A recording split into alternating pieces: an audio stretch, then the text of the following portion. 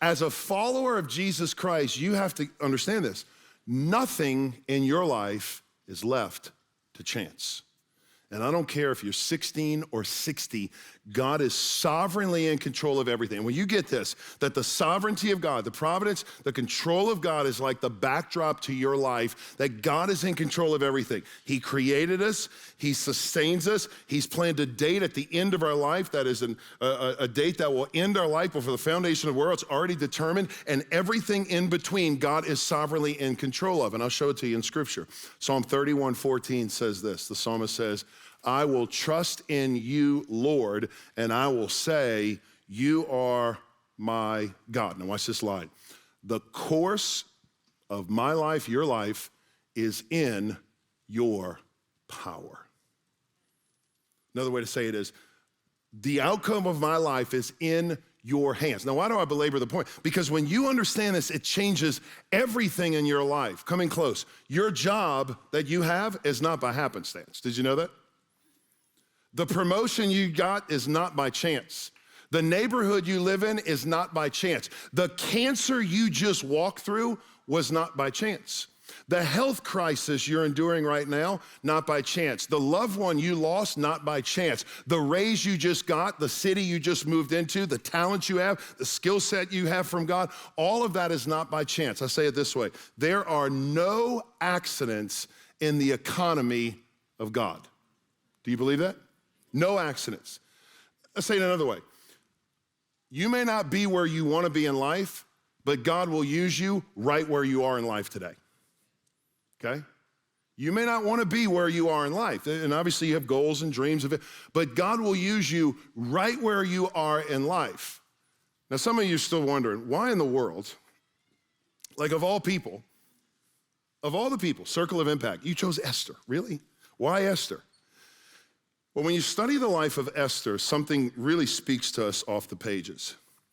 And that is, when you study the life of Esther, you realize Esther is just like most of us, okay? If you study the book of Esther, you realize you never find one place in the entire book of a woman seeking to discern the will of God for her life.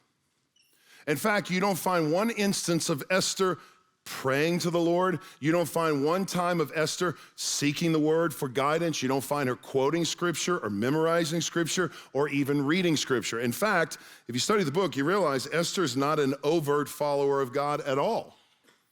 She's not praying like Daniel. She's not preparing like David. She's not building like Nehemiah. She's not worshiping like Isaiah. In fact, the book has no mention of her spiritual life. Let me take it a step further. In the book of Esther, there is no reference to the tabernacle. It doesn't speak of the temple. It doesn't speak of the covenant of God, nor the sacrificial system.